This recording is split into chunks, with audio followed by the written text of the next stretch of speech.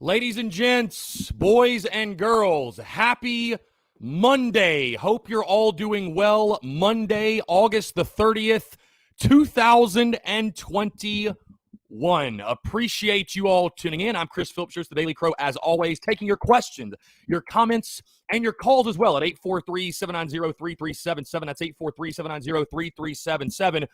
More importantly, it's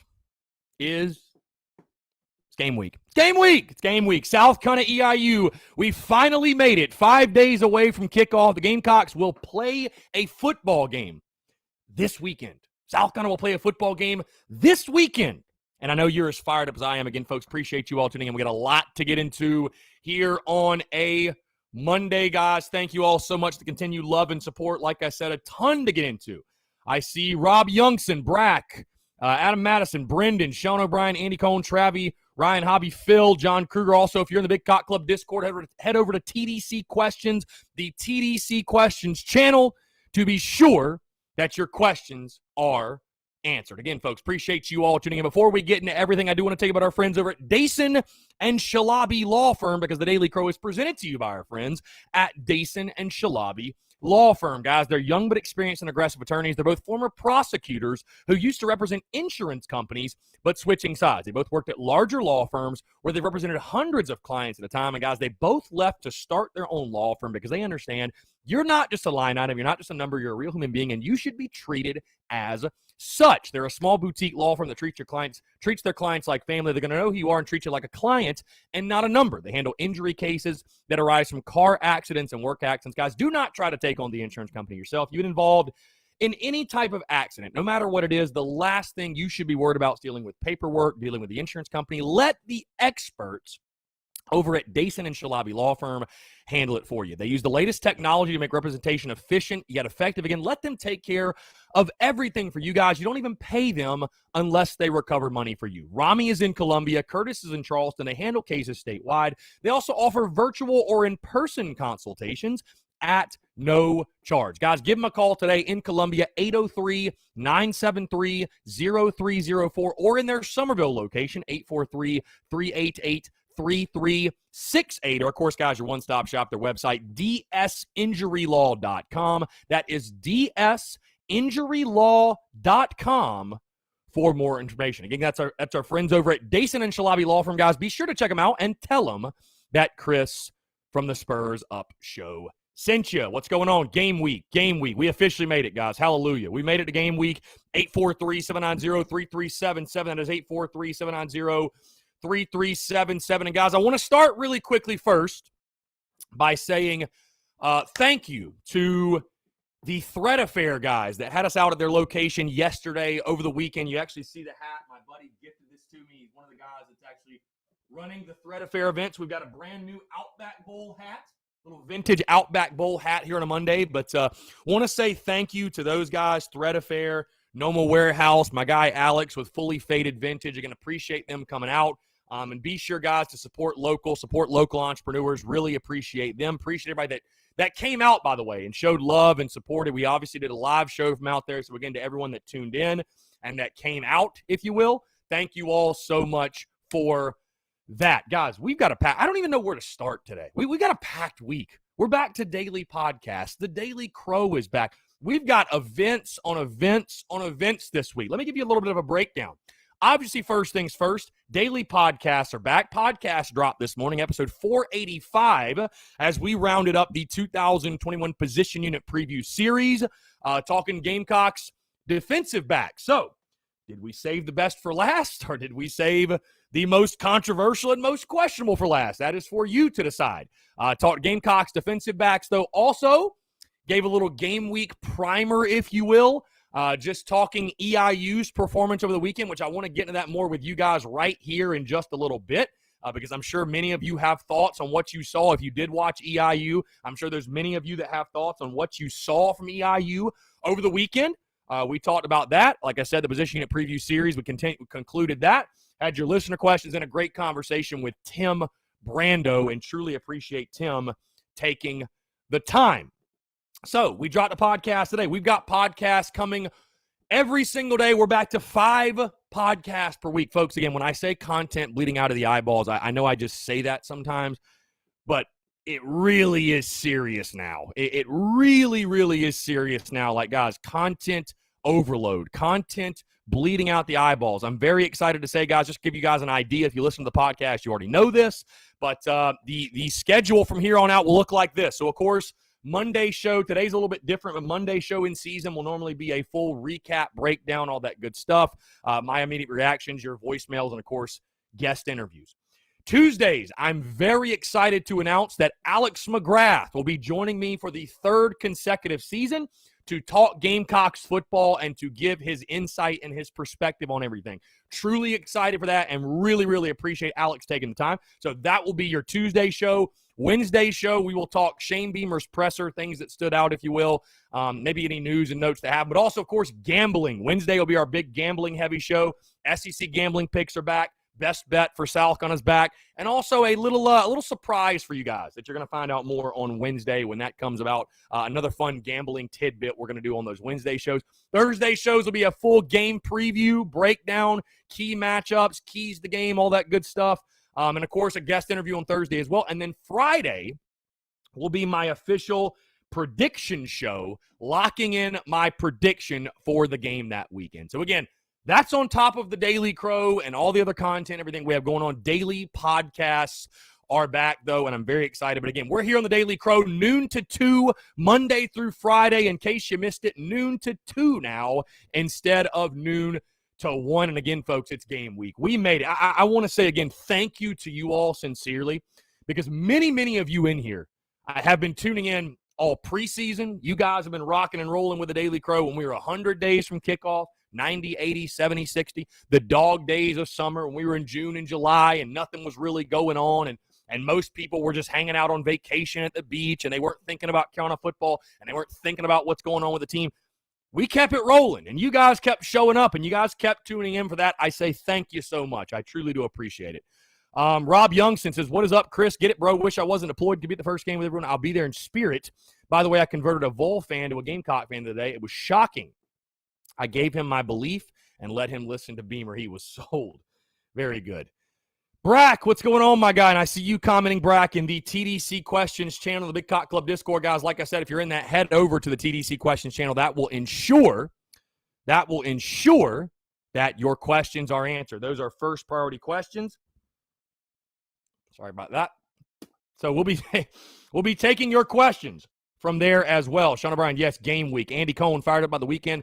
Got some good games coming up. I look for us to rush for 275-plus yards on Saturday. That certainly could happen. I think South Carolina is going to run the football a ton against EIU, no question. Ryan Hobby, what's going on? Savannah Webster, I'm feeling better with the lack of performance from EIU Saturday. 50 burger incoming. I want to get into that in just a second, Savannah. I'm just trying to get through these comments, if you will, these comments. So let's see. Lance Player, my guy, Bush Lattes will be deleted this weekend, will they not? Bush Lattes will be deleted, no question. Jeff Sweat, has Cam Smith been cleared a player? Will Shane Beamer announce that tomorrow on his presser? I mean, certainly he's going to talk about it. He's going to be asked about it. There's no question. No word right now if Cam Smith has been cleared. But, you know, from what Shane said at the call-in show on Thursday, it does sound fairly optimistic that Cam Smith might be able to play, which would obviously be a huge boost for this team. You know, I just literally released a graphic saying best overall for your defensive backs. I think Cam Smith is that guy. I heard Cam Smith's that guy, no question. Cam Smith is that guy. So it would be a huge boost if he can go for you. And I'm assuming Shane Beamer will certainly address that tomorrow. No question. Absolutely no question. Phil in the TDC Questions channel, the Big Cock Club Discord, says, daily weather report for New Hampshire, 81 degrees and cloudy. How about the weather report for the weekend, by the way? They're saying it's going to be like, 75 at kickoff or something? Like crazy. So, hey, I know Gamecock fans will take that, man. Normally it's like 110 degrees. So, Brandon Spell, EIU quarterback under 50% completion rate, 0 TDs, 2 interceptions. Run game, 3.1 yards per carry. Defense had 0 takeaways. In all seriousness, our third stringer should be able to beat EIU by 4+ touchdowns. Trad says, heard Zeb's going to start Saturday. Trad, yeah, I mean, I think that's what everybody's saying at this point. Yeah, let's see. Brian Turner, there is no spread for the game because it is an FBS versus FCS game. No spread. No spread for the game, believe it or not. Adam Madison, what's your prediction for the amount of rushing yards Carolina hangs up on Saturday? So all right, I'm going to go ahead and get into this. Talk about EIU, what we saw over the weekend. Now, in the preseason, right, I dropped my predictions, of course, and I've reposted them a couple times. And in the preseason, I picked South Carolina to beat EIU 41-7, okay? And so I'm going to be re-releasing a prediction on Friday, right, locking in my official prediction for the game. I will tell you this. After watching EIU, there is nothing that I saw that would make me think otherwise in regards to, let me put it to you this way. I had 41-7 in the preseason because I was like, you know what? It's the first game of Shane Beamer. I want to be kind of conservative. Like, I don't want to go into the first game with these expectations like, oh, if we don't score 70, you know, it's a major, major disappointment, right? I didn't want to do that. So I was like, you know, first game of Shane Beamer, you know, we brand new quarterback, brand new everything, right? Like, let's be a little conservative with the predictions. After watching EIU on Saturday, guys, I said this over the summer, and I will say it again. And I know there's a lot of Gamecock fans out there that are like, you know, been Gamecock fans for a long time. And, oh, you know, I've seen Carolina play down to their competition. You know, we can't take anybody lightly. I just want to win. I don't want to win by, you know, I don't care if we win by 7 or by 1. We just got to win the game. I know Phil's been a guy that said that a lot. Guys, this is a name your score game for South Carolina. I mean, literally, if you want to score 50, Carolina can do it. They want to score 60, they can do it. They want to score 70. They really want to score 70, they could do it. On the line of scrimmage, it ought to be a field day. I mean, it truly ought to be a field day on both sides. The Gamecocks, and again, this is not to spoil my prediction that I'll lock it on Friday, but no, everybody knows I'm going to be picking South Carolina to win. There's no question. South Carolina is going to simply out-athlete EIU. The only way this game would be remotely close is if the Gamecocks turn it over 4 or more times, in my mind. That's the only way. South Carolina will not have to throw the ball, guys. They're not. They're not going to have to. We had a question earlier about rushing yardage. Let's see. Where did that question? Here we go. Andy Cohn. I look for us to rush 275 plus. I think that's very realistic. I think you could have 3 guys go for over 100. 3 guys. Gamecock Rob in the TDC Questions channel, the Big Cock Club Discord says, how vanilla do you think the offense will look this weekend against EIU? Do you think we get the tight ends involved? Gamecock Rob, I think we're going to run our offense. Is vanilla a great word to describe it? I mean, I don't think you're going to see us run every single play in the playbook, obviously. But, I mean, dude, you need to run your offense and build some confidence. Bottom line, you know, I saw some people over the weekend on Twitter saying, oh, you know, why do you play a game like this? I mean, there's no point in playing a game like this. You know, what do you don't learn anything. I'm like, dude, after the last couple of years of Carolina football and all the shit we've been through, all the miserable games we've sat through, you cannot tell me you aren't looking forward to watching South Carolina beat the shit out of somebody. You can't.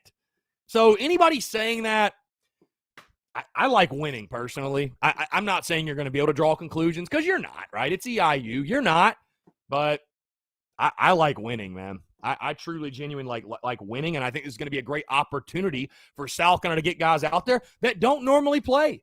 Get guys out there that, hey, that maybe, you know, this is either their first game in an SEC stadium, or this is their first game starting, or this is their first game getting significant playing time at South Carolina.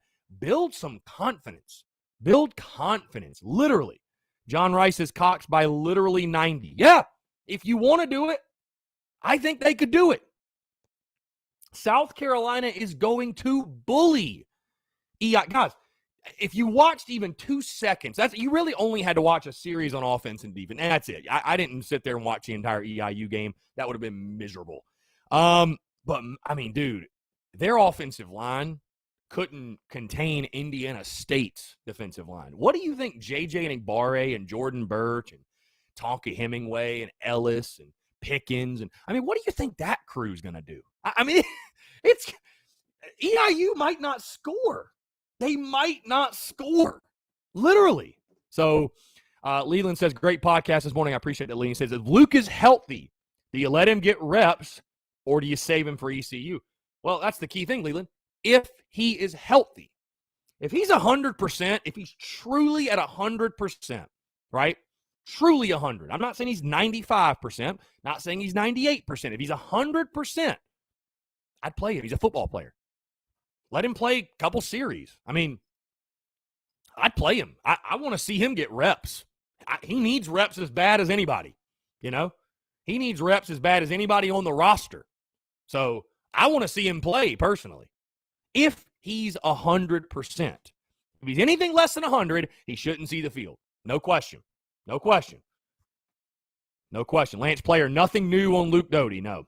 Savannah Webster, when are we expecting a depth chart? I'd probably say tomorrow when Shane Beamer speaks to the media. I'd probably say that. And, of course, guys, we'll be live here on the Daily Crow. We'll watch that together. Shane Beamer's media availability. Shane Beamer's media availability, which will be at 1:15, it looks like. That's at least what the YouTube video says. 1:15. So I'm assuming that'll be every week for Shane Beamer. It'll be at 1:15. So we'll get to watch that every single week together. Be a lot of fun. Again, guys, 843-790-3377. That's 843-790-3377. Again, going back to Brandon Spell's comment. Says we should be able to beat EIU by 4+ touchdowns with our third stringers. Like I said, guys, this is a name your score type of game. This is an empty the bench type of game. I know that we're not accustomed to this because Gamecock football has been so brutal and it's been so hard to watch. And we've gotten to a point where we can't take anyone for granted. But I'm telling you, Gamecock fans, if you're a Gamecock fan that's in here that's a pessimist, that's a glass half empty, that's a, you've seen the worst of Carolina football and you just can't trust the Gamecocks, I'm telling you, it's going to be a fun night for the boys in Garnet and Black on Saturday night. Is South going to score 70? I don't know. I don't know, right? But I can tell you this. In the preseason, I had 41-7 predicted. From what I saw Saturday, my prediction, that will be, at minimum, will be 41-7. We'll put it that way. So, again, I'll lock in an official prediction later this week. Hey, it's still football. You got to go out there and execute. There's no question, but guys, the Gamecocks are going to simply out-athlete EIU. Just out-athlete them. I mean, top to bottom. There's not a position on the field EIU is more athletic than South Carolina. Not a single one. Not a single one. And they shouldn't be, right? I mean, they're an FCS school. Shouldn't be. Shouldn't be. Kevin C. says, just got my tickets to ECU, pumped to get to Greenville. Definitely going to be interested to see that ECU app game on Thursday. That'll be a really good one. I'm very excited to actually watch that one. Phil says, I'm eating bologna for lunch today for everyone that's wondering. Is that what? No, hold on, Phil. What did you say? He's not eating bologna because he's a vegan. Bulgogi? Is that a thing? Am I like butchering that, or is that a thing?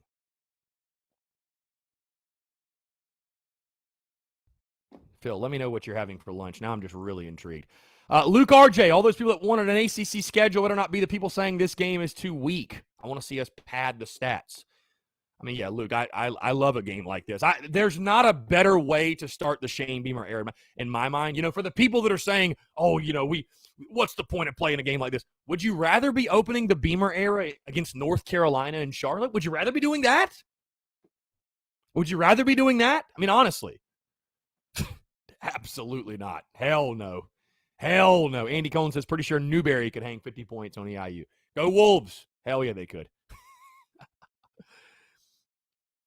John Kruger, yes, there is going to be a Gamecock walk. For those who have been asking, Shane Beamer tweeting this morning, there is going to be a Gamecock walk. And which here's a question, by the way, a little bit random. Do you guys normally go to Gamecock walk? Like, do you make it a priority to go to Gamecock walk, or you just kind of like, meh, like whatever? I'll be honest with you, the last couple of years I haven't, which game day has definitely changed for me, though, the way game day looks in regards to, making content and doing live shows and throwing a tailgate now. But I'm curious, do you guys go to Gamecock walk? Is that something like you make it a priority to get out there and go to Gamecock walk? Bo Shupp says, Jay Brown coming in for depth, followed by Gauthier mid to late third. That wouldn't surprise me at all. They're all going to play. They're all going to play. They're all going to play. No question. No question. I'd say all the quarterbacks are going to play.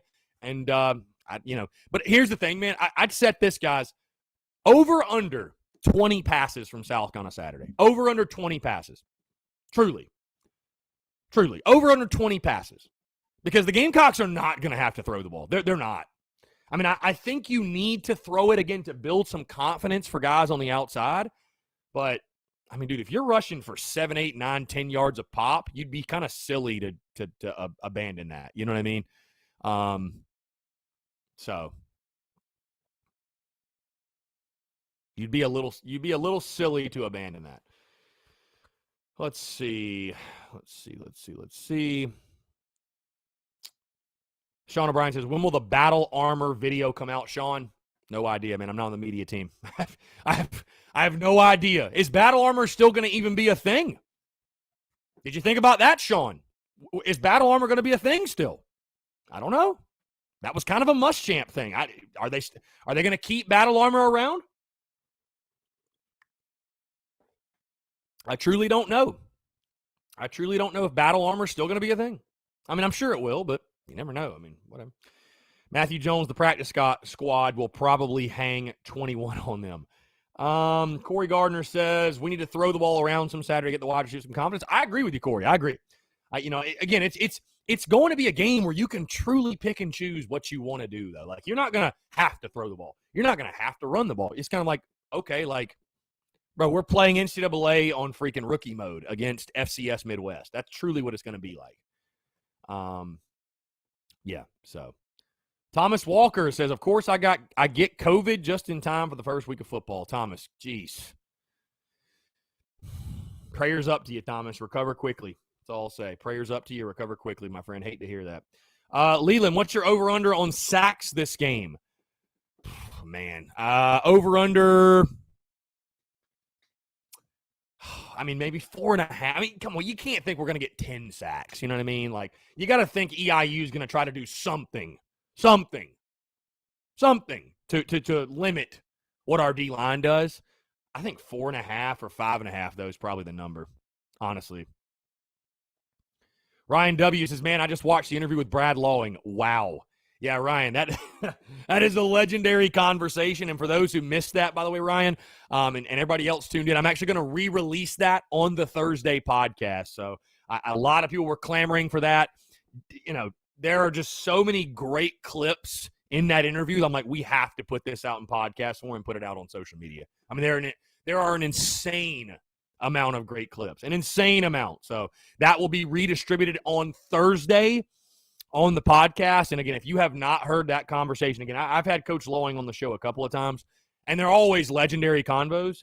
But man, this one was unreal. I mean, this one was unbelievable, to be honest with you. So again, guys, taking your questions, comments, calls, 843-790-3377. That is 843-790-3377. We just got a text here on the text line. Hunter says, let's see.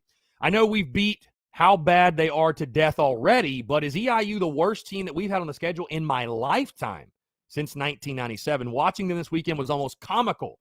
Still looking forward to watching us score some points and dominate a team. Yeah, I honestly, like, I don't know.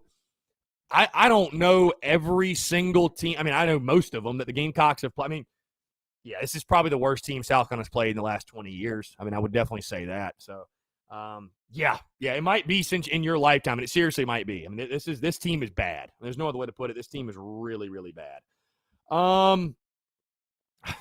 Here's Austin Greer chose violence this morning with this text. At Austin __ Greer says on the text line, and I can't wait for everybody else to chime in on this. What's up, brother? Would your 6-6 prediction change if we kept Helinski? Dumb question, but just curious. Dude, no, it wouldn't. You know why my prediction wouldn't change, Austin Greer? If Helinski would have stayed. Not if we kept Helinski, by the way. If he would have stayed. Helinski left on his own, by the way. He didn't have to transfer. So if we still had Ryan Helinski, would my 6-6 prediction change? Austin Greer, here's the kicker. No. Here's why it wouldn't, though. Because Ryan Helinski would still be on the bench. He still wouldn't be playing. What difference would it make? He'd still be the backup. Austin Greer. So it wouldn't matter. It'd be the same football team. End of discussion. Close the book on it. SEC Football Tube, game week. What's up, man? College Football News is winning 52-13. We're going to slaughter them. Yeah, no, that's something I was actually going to post this week. I'm glad you brought that up. College Football News putting out their prediction for South Carolina's game against Eastern Illinois, which I thought their prediction was very interesting, and it kind of actually showed how many questions we have and like that they really don't know much about South Carolina. I'll read this off to you guys if you want. If you guys want, I will read this off. College Football News, their prediction. They say, so they give a why one team will win, why another team will win, and then what is actually going to happen. So they say this: why Eastern Illinois will win. The Panthers might have lost their Week 0 opener to Indiana State, but they at least got in a little experience. They fought back late, but ended up losing 26-21 because of 3 turnovers. Obviously, that's part of the deal, but take away the 3 mistakes, and EIU pulls it off thanks to the defense. They held the Sycamores to 245 yards. The Panthers didn't allow much of anything through the air. The passing game worked, and they'll have to keep bombing away against the Gamecocks because why South Carolina will win, Eastern Illinois won't be able to run against the South Carolina defensive front. There might be a bit of an overhaul being done under the new coaching staff, but the line has the bulk of the rotation to hold up without a problem. Be stunned if the Panthers are anywhere close to 3 yards per carry. Indiana State averaged close to 5 yards per carry against the EIU defense. Granted, a bulk of the production came on one big dash, and South Carolina's rotation to running backs will go off. They need to because ... What's going to happen? This is all about the South Carolina passing game. Winning this won't be a problem. The Gamecock lines will take over, but can the O throw without Luke Doty around? The projected starter is out with a banged-up foot, and it could be a bit before he's back. Then there's this, then East Carolina, and then comes the SEC opener against Georgia. Jason Brown will likely get the first look in a deep group of backup options, but it'll be the rotation of backs, Kevin Harris and Marshawn Lloyd, that put this away after a few drives. College Football News' prediction for the game officially, South Carolina 52, EIU 13. So that is College Football News' prediction. And, 52-13, that's very fair. Like I said, guys, it's name your score, man. I mean, South Carolina can score and do whatever they want. They can do whatever they like, man. They can do whatever they like here. So you want to score 50, score 50. You want to score 60, score 60. You want to score 70, score 70. I'm just happy it's freaking game week. Guys, on that note, by the way, a quick reminder, in case you missed it, very excited to announce officially locked in, because you guys have been asking me for weeks, and I've been not putting it off, been trying to finalize things for weeks. Well, I'm very happy and proud to announce we officially have finalized our game day plans for the 2021 football season, and specifically this Saturday as the Gamecocks take on Eastern Illinois. First things first, the TSUS tailgate will be out at Seawells, spots 93 to 96. Spots 93 to 96 at Seawells. We will be there all season long. Now, what time will we be out there? That depends on the kickoff time. This game being 7 o'clock, I'll tell you guys, my buddies were talking about getting out there around 11 or 12 o'clock. So just plan on the fact TSUS will be there all day long. We're going to be there all day long. Look for the flags flying. We're going to have the TSUS flag, as well as I just got it in the mail this morning. The Big Cock Club flag will be flying at the tailgate. Also, very, very excited and very proud to announce our live show Saturday, Jay's Corner, TSUS game day show live from Jay's Corner, guys. We'll be out there 3 to 4 talking Gamecocks football, breaking down everything with the game on Saturday night. Going to be a really, really good time. And the convenient thing is Seawells and Jay's Corner, they're right next to each other. It's just right down the road there. So, guys, you can go back and forth between the tailgate, between Jay's. Going to be awesome. So, again, TSUS tailgate officially locked in at Seawell, spots 93 to 96.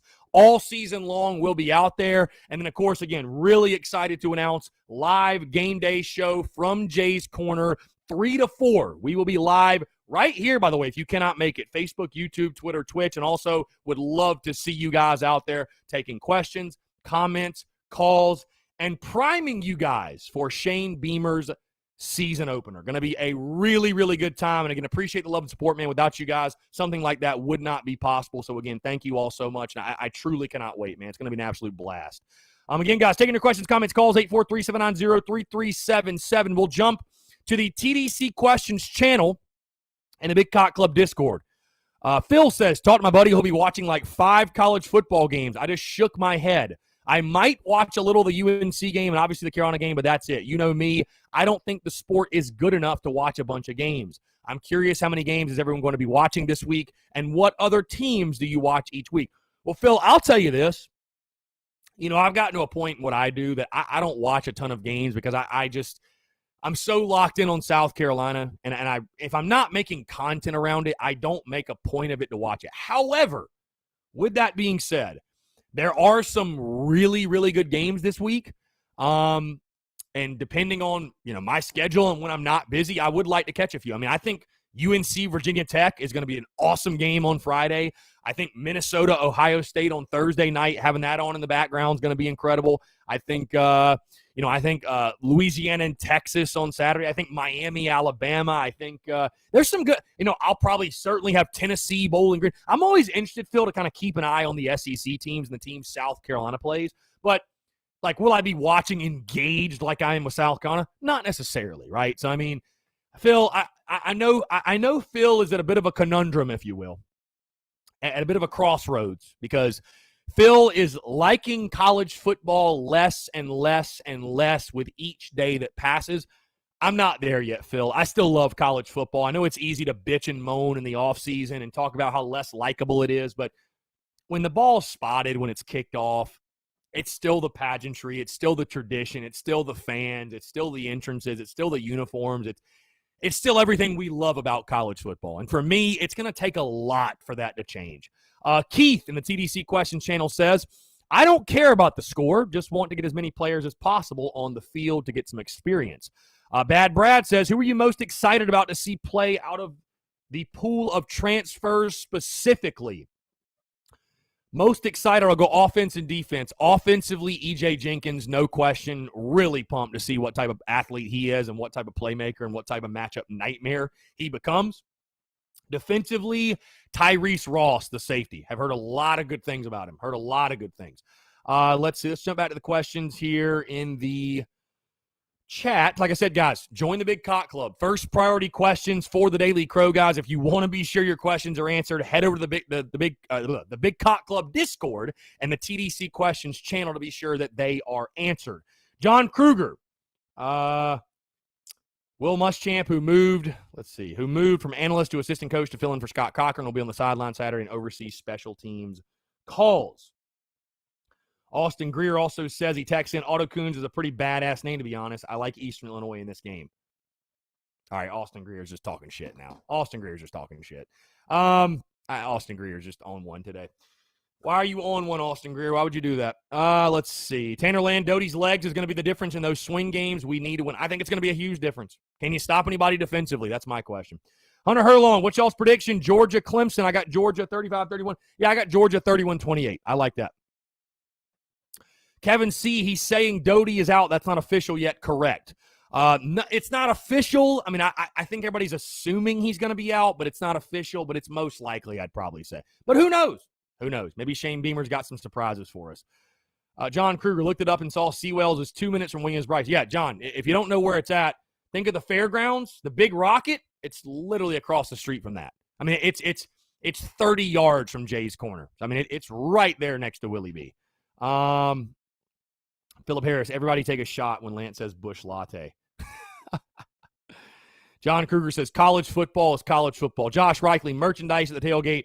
Unfortunately, Josh, there will not be merch at the tailgate, man. Honestly, just getting inventory right now is it's a nightmare. So, again, the best way to get merchandise, if you want merch, go on the online store, tsus.store.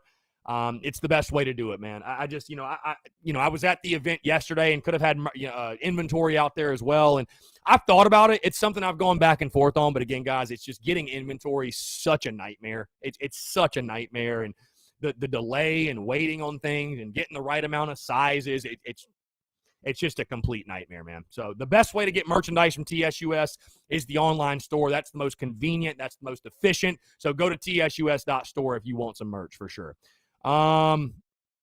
Let's see.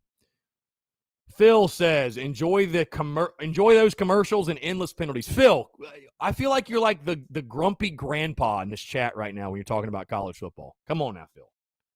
Don't be that guy, Phil. Don't be that guy. Don't be that guy. Dakota says, if we do 6-6 this year or better, how much does that affect recruiting next year and possibly for the years to come? I mean, it's huge. I mean, obviously, Dakota, I mean, you know what helps recruiting? Winning. Winning helps a lot. You want to get really great players? Win games. That really helps. Keith in the TDC Questions channel of the Big Cock Club Discord says, who would you rather have a better game, the offense or the defense? Offensively. I think you're going to have to score to win this year anyways. And, I mean, listen, if you go out there and you win 56 to 21, right, I can live with that. If you go win 24 to 3, that's going to be a very miserable feeling in my stomach. So I'd rather go score a bunch of points and, because I think the defense, man, they're going to be better than they were last year. But I don't think anybody's got this. I don't think anybody's got this misconception that our defense is going to be a strength this year. I just don't think anybody thinks that. I mean, if you do, God bless you.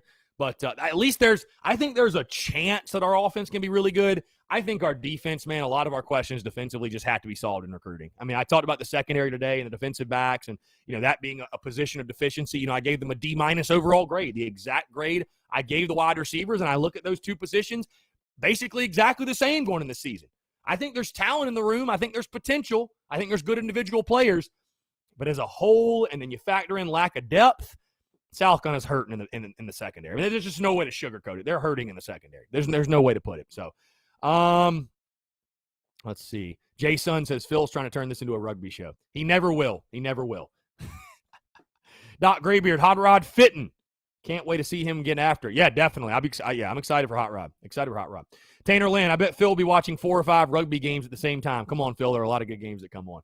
Everybody's getting on Phil's case now. Not a popular take to say you don't like college football, Phil. Not a popular take.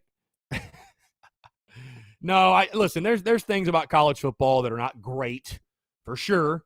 But I don't know, man. I think if you have perspective after last year, after not having college football at all, hell, I'm excited for all the games, man. I had Nebraska-Illinois on TV Saturday. Dude, my weekend was glorious. I did nothing Saturday. It was great. I sat around, grilled, watched football, just hung out, had a real good time. So, had a real good time. Shannon DeWitt says, I think we could see 2 to 3 guys play quarterback Saturday night. I think so, too. I think we're going to empty the bench. Like I said, a lot of players are going to play Saturday.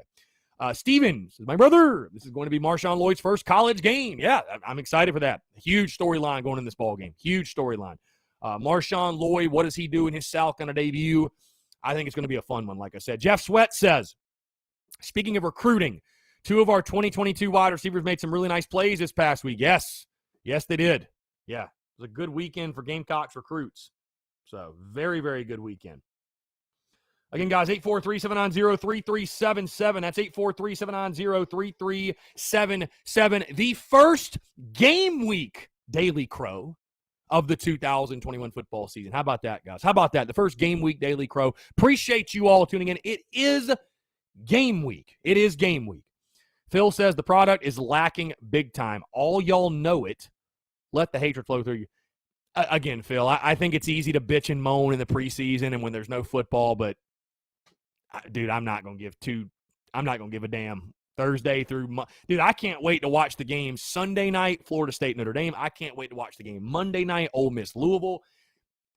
I hear you, man. People complain about the playoff and the realignment and all that during the preseason, but once the games get going, we're Gucci, man. We're Gucci. All right, let's jump to the phone lines real quick. My guy John, what's up, babe? What's going on, Chris? How you doing? Dude, I'm just hanging out, man. What's up? Are we live? We are live, yes. Yeah, dude, it's between the hours of 12 and 2, man. I think you know what I'm doing at this point. I know where to find you. Yeah. Dude, I just want to call in. I can't tell you how excited I am for this weekend, man. It's been a long time coming, 2 years coming. Dude, and that's a great point, man, because I said this last week. It's like, we had Carolina football last year, but it almost feels like we didn't. Like, I mean, like we had a season, but it was very like empty. You know what I mean? I mean, that's outside of the record. It didn't feel like college football season. I mean, I'll never forget the Tennessee game. Walking out to the tailgate because Byron on they were tailgating. People didn't let it stop them. They tailgated, but walking out there, it was like the most ominous type of feeling. You're like, this just doesn't feel like game day, really. It doesn't feel like game day, really. You know what I mean? Like it does, but it doesn't. So, yeah, to have college football back to completely normal. And I mean, again, people ask me, what are you most looking forward to from Saturday with the game? And man, just getting into Willie B and there being 80,000 people. I mean, you think about it. For all of us, basically all of us, this is the first sporting event, full capacity sporting event we've all been to in 2 years. I mean, literally. Yeah. So. Yep. 100%. Yeah. So, it's going to be incredible, man. It's going to be electric. Little pregame action over at Jay's Corner or whatever it's called. Yeah, we'll be out there 3 to 4. But I mean, like I said, I think Byron and the boys he was telling me he wanted to set up the tailgate at like 11 or noon. So I mean, we're going to be at Seawells all day, and then I'm going to slide over to Jay's and do the pregame show, and then slide back over to Seawells. But just kind of in that little vicinity is where we'll be. That little vicinity. So it's thank God it's actually very convenient that they're like right next to each other. It's going to be awesome. It's going to be awesome for sure. So. I'll be there with you at Seawells and over at Jay's.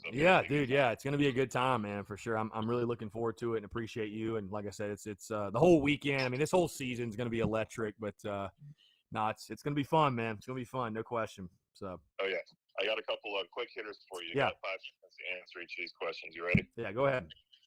All right, we got 4 of them. First one is what will be more, our running back rotations rushing yards or their team's total offense? Our rushing yards. Yeah. All right. Yeah. Our starting QB's passing yards in the first half or their starting QB's passing yards in the whole game? I'll say our QB because I know that we're going to play multiple. Yeah. In the first half versus theirs in the whole game. I still think probably our quarterback in the first half. I really think our quarterback in the first half. I don't know how Otto Coons is going to get a pass off at this point, to be honest with you. I'm with you on that. Okay, third one. Our points scored in the first quarter or their points scored in the entire game? First quarter. I think we literally might score like 21 in the first quarter. Yeah. I literally think, I look at this. This is a game like I could see it being 35-0 at halftime very easily. Yeah. Very easily. I'm with you. Final question. Which will be more, the average beers consumed per fan or the points they score in the entire game? Definitely beers. There will be many, many beers deleted at the tail. Dude, first full capacity tailgate in 2 years. So, yeah, there will be many, many beers. I think that's going to be probably the toughest thing for Gamecock fans on Saturday. It's like, everybody's going to be deleting drinks, but it's like you don't want to get so drunk that we all want to remember Shane Beamer's debut. It's not something you want to be like, you go to a lot of events, right? And you get drunk and it's like, oh man, it was a great time. It's kind of fuzzy, but it's like, I don't know if anybody wants to be fuzzy for this. I want to take this all in. So it's going to be a very fine line. We're going to all have to walk, but whatever. I don't know. Yeah. But definitely beers deleted. Yes, no question. And Gamecock fans can drink with the best of them. So. No doubt. Yeah, we've had a lot of shortages in the U.S. this year. Gas, meat, Yeah. If you're listening to this, go buy your beer because there's going to be a shortage this weekend. No cold beverage is safe this weekend in Columbia. That is for sure. Exactly. Well, looking forward to it, man. I'll see you on Saturday. I'm sure we'll talk before then. Yeah, man, for sure. I appreciate you, John. Take care. Take care, man. Later. Great stuff, guys. 843-790-3377. That's 843-790-3377. Taking your questions, comments, calls as well, guys. We'll probably break for our 5-minute break here in about 10 minutes or so, but we're rolling here on a Monday, August the 30th, 2021. Guys, again, appreciate you all tuning in, guys. Like I said, I will give you guys a little inside info, but kind of behind the scenes. Like I told you guys, Alex McGrath returning for the 3rd consecutive season on the podcast. I'm actually chatting with Alex immediately following the Daily Crow today. So very much looking forward to it. Alex, the show tomorrow, I'll kind of get his thoughts on just the preseason as a whole, his thoughts on the football team, offensively, defensively, the season opener, and then his outlook for the season as well. But going to be a really, really good time. And like I said, I appreciate Alex taking the time to do it. And I appreciate you guys, your love and support. Because I'll tell you what, I'll be honest. If you guys didn't like Alex McGrath or you voiced that, oh, Chris, he sucks, he's not a great guest, I maybe would reconsider who I had on the Tuesday show. But I feel like the reception is very warm for Alex McGrath. I think you guys actually really, really like Alex. So thank you all for the love and support and showing that love and support. I know Alex appreciates it as well. Again, guys, 843-790-3377. Let's see. Rob Youngson says, really starting to not like Phil. Oh, no. Come on, Rob. Don't do that. Don't do that, my guy. Come on now. Let There Be Slam says, are you on the grill at the tailgate too? No, Let There Be Slam. Somebody else will be cooking. I'm there to make content and consume beverages and do a pregame show. I mean, I hate to make it sound like, oh, I'm just, I'm going to help set up the tailgate. Obviously, I'm there to help. It's our tailgate. But I'll be honest with you guys, I'm not the guy that wants to have to do all that. Just to be totally transparent, again, with what I do, I want to be able to show up, make content, focus and lock in on that, not have to worry about, let me go cook 100 burgers for people. But we will, I will say this. I don't want to say that we're going to have food to give away. I'll tell you this. When the food runs out, it runs out. Let me just put it that way. When it runs out, it runs out. That's all I can really say. When it runs out, it runs out. I can't make any guarantees. Can't make any guarantees. We're at Godbold. I got Georgia beating Clemson. Yep. I got Georgia beating Clemson. Tanner Land says, I don't drink, so my mind will be sharp all day. It's probably a good strategy there, Tanner. Good strategy. Sean O'Brien says, let's drink Willie B. dry of booze, boys and girls. Let's see. Jaden Harris says, I know running back is one of our strengths, but I watched the South Lake Carroll game, and their running back looked good. Okay. Very good. Very good. Danny Terry, good luck on not getting too buzzed when the atmosphere is going to be that crazy. Brandon Spell, what game in your Carolina lifetime do you wish you drank so much you'd forgot? Here's the funny thing. Jaden Harris is App State. I did drink so much that I was done. That was the first and only time I've ever been to the frat lots, and that went just kind of how you expected. Scott Stamey, is there a charge at the tailgate? Absolutely not, Scott. All are welcome. I would absolutely not going to charge at the tailgate. No, sir. Come out. Just come out. We're all just going to be hanging out, having a good time. Nathan Scipio says, your outfit's giving me 80s Macho Man Randy Savage vibes. I will take that as a compliment. I know some people, for whatever reason, get very, very bothered that I enjoy wearing tanks. So, guys, it's funny when people do that. I think they think it's going to discourage me. And dude, it makes me want to do it even more. It really does. So I enjoy wearing tank tops. It's very convenient. It's very comfortable. It's warm as shit outside. So I'm certainly not going to apologize for doing so. So Jimmy Mendillo, is the tailgate open or do we need to reserve with you? No, it's open. It's wide open. It's wide. Dude, Seawells is a very relaxed environment. Just come out. Just come on out. It's open. It's open. We'll be out there all day. And I'll tell you this, my crew will be out there all day. It's not like it's just me and that's it, the tailgate. We bought these 4 spots or so together as a group. There's 20 people in this group. So guys, we're going to have a ton of people out there. I mean, I know you guys are coming out for TSUS and all that good stuff, but no, dude, it's relaxed. If you're a Gamecock, you're welcome. Now, if you're not, don't bring your ass around. No, I'm kidding. No, all are welcome. All are welcome. Come one, come all. Would love to see all your beautiful shining faces out there. Let's see. Sean O'Brien, the Ole Miss game last year was depressing and made me drink a lot, but hey, old champ was gone afterwards, so maybe it was a fair trade-off. Yeah, that was an awful game. Don Kim Boyd says, Chris, if you addressed this, I apologize, but I've heard rumors that Harris is unofficially out for 2 to 3. What are you hearing?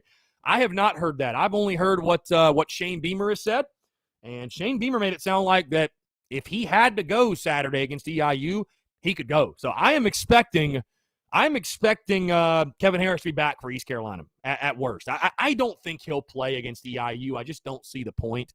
And I mean, from what I've heard, Kevin Harris is practicing. So, I think he'll be back for ECU.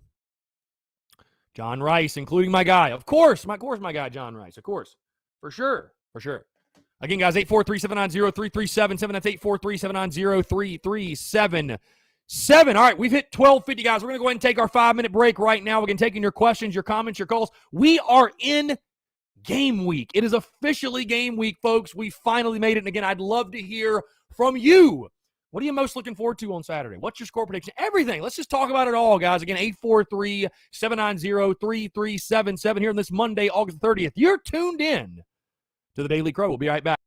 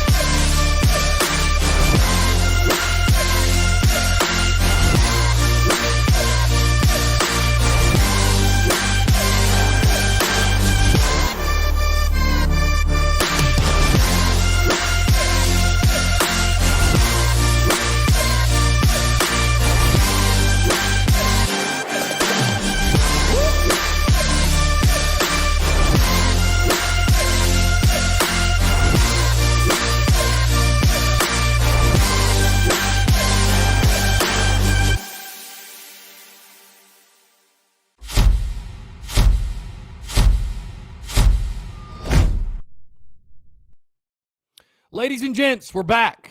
843-790-3377. That's 843-790-3377. Taking your questions, comments, calls as well. We're live here on the Daily Crow on a Monday. It's game week as South Carolina takes on the Eastern Illinois Panthers this weekend in the debut of brand new head coach Shane Beamer. What a time to be alive, folks. We made it to game week, just 5 days away from kickoff. And again, I'd love to hear from you all. Again, that number is 843-790-3377. Let's go ahead and say it, guys. The best daily live Gamecock show on the freaking internet. Bottom line, period, point blank. And I sure as shit don't apologize for saying it. All right. Savannah Webster. I have a feeling not many EIU fans will be hanging around. Yeah, I don't know that they're going to travel all that well for this road trip for sure. I don't know. I have a hard time believing that. So trying to get this hat worked, man. We just got a brand new hat. Trying to get this hat worked. Trying to get this hat worked in here. Pretty solid cap. I do want to show off a couple of items to you guys, by the way, that I've picked up over the past couple of days. First things first, new addition to the studio right here. Might be a new addition to the background. Check these bad boys out. Woo! I think I'm actually going to throw them on. Check these bad boys out, though. And they're a perfect fit, too. That's the scary part. I'm going to look like Game Day Warrior. I could be like Game Day Warrior, you know? Our good buddy Game Day Warrior with the gloves. Look at this. Ooh, boy! Let's go! I mean, these are legitimate on-field wide receiver gloves. Love that. Great addition to the studio. Appreciate my guy, Trip Roche, for hooking me up with those. Now, I want to show you guys something. This is for my old school Gamecocks in here, my OG Gamecocks. My OG Gamecocks. Can you name this player? I don't know who it is yet. I haven't done my research. Check out this freaking jersey we got yesterday at the Thread Affair event. You might have seen it on social media. This, my friends, is a true throwback. This is a true throwback right here. I mean, look at this. Look at the sleeves. Look at this. This is a legitimate throwback. Who is this? Who wore 31? Who wore 31 in this jersey? Who could this be? I haven't done my research yet. Do any of the OG Gamecocks know who that might be? Again, guys, 843-790-3377. That's 843-790-3377. Is that really Rob DeBoer? No way. Is that my guy, Rob DeBoer? Is that really his jersey? We'll see. Let's see. It really is Rob DeBoer. Wow. I'm going to have to send Rob a picture. He's going to love that. He's going to absolutely love that. That's incredible. I think that's old Rob DeBoer jersey. How about that? Wow. What a find that is. You know how much I bought that jersey for, guys? $5. $5. And I'm not a huge football jersey guy. I wear baseball jerseys a lot more, right? But I saw it, and I was like, you know what? Gotta cop that. That's a must-have. And I tried it on this morning, and I was like, dude, this is incredible. This is actually pretty incredible. So, yeah, good stuff. Got it for $5. It's not like an on-field jersey, I don't think, or anything. I don't think this is like a game-worn on-field or anything like that. I mean, this is just like a replica, obviously, any fan could buy, but it is a very, very old replica. But yeah, this is legit. It's incredible. And yeah, guys, 843-790-3377. That's 843-790-3377. Let's see here. The rumor right now is the Gamecocks are going to be wearing white, garnet, white. I don't want to be the guy that spoils it. That's just what people are saying. I mean, I've been saying that forever, though. I'd be shocked if South Carolina didn't wear white, garnet, white against EIU. Keep it simple. Just keep it simple in game one of Shane Beamer. There's no need to do some crazy freaking combo or anything like that. Just keep it simple. I think white, garnet, white's definitely the move, and I'd be kind of surprised if they don't wear that. Let's head over to the TDC Questions channel, the Big Cock Club Discord. Keith says, is Doty ruled out? Saw a video of him walking normal with only a wrap on his foot. You probably saw that, Keith, from me. I posted a video on Saturday of Luke Doty walking. There's no official word, Keith, on Luke Doty yet. I'm sure that's something Shane Beamer is going to update tomorrow. Gamecock walk is a tradition, he says. It's for the fans to let the players know that we're behind them no matter who the coaching staff is. Yeah, Keith, it's a great tradition. I just, Some people, want to stick around the tailgate and not go. I mean, not everybody wants to go to the tailgate or the Gamecock walk. I'm just curious, how do people view it? Does everybody go? What are your thoughts on it? All that good stuff. So, I mean, hey, I don't think there's a right or wrong answer, but no, Gamecock walk is a really cool tradition.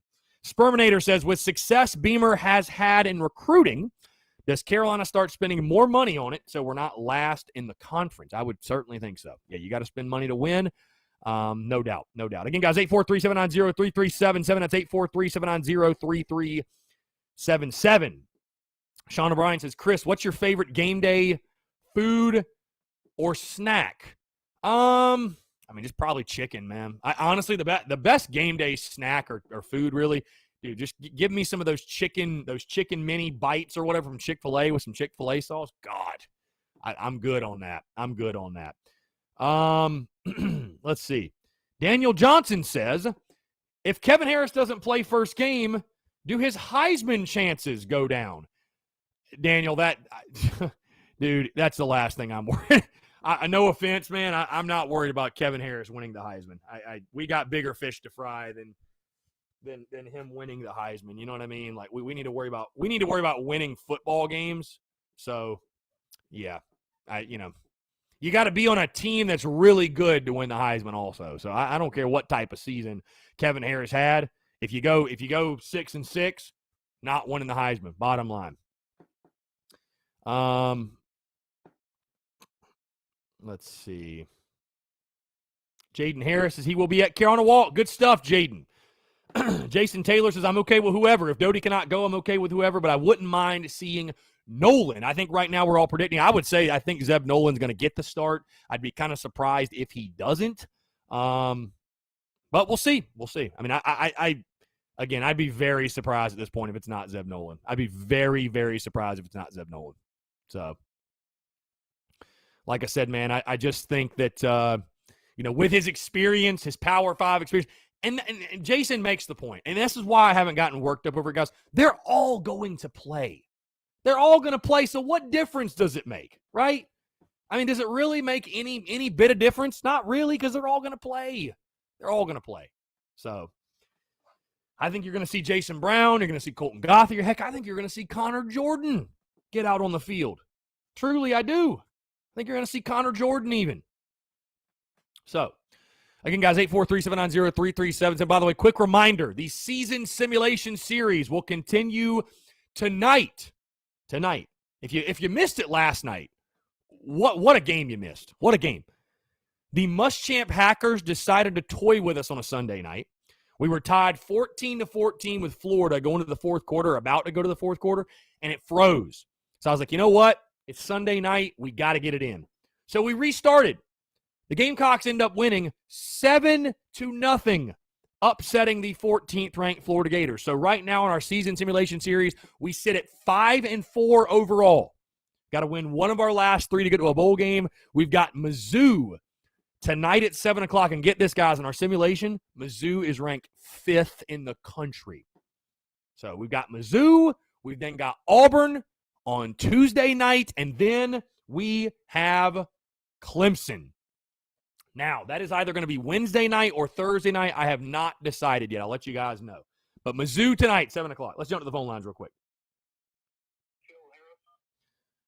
Phil, you are a very popular man today, my friend. What's going on?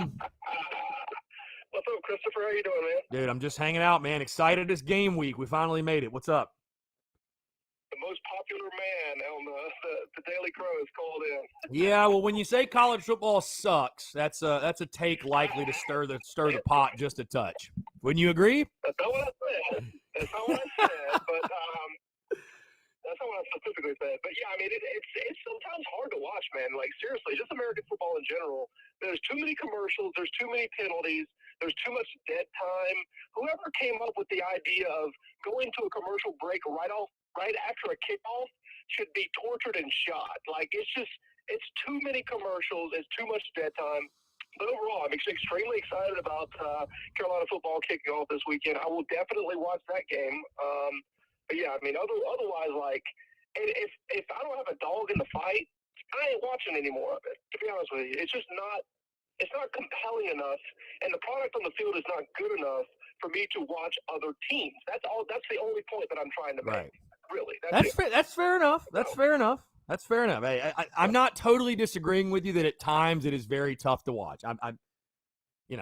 It's one of those sports where, like, you can really judge a sport on how the beauty of the sport when it's at its worst or when the play is not at a professional level. How enjoyable is the experience of watching it? So, and football is one of those where it gets tough. It gets tough. Yeah. My old lady didn't watch sports before her and I got together. So I showed her each sport, that I watch. And we even went to live games as well, so not just on television. And she was like, how is American football so popular? It's just so slow at times, all the commercial breaks.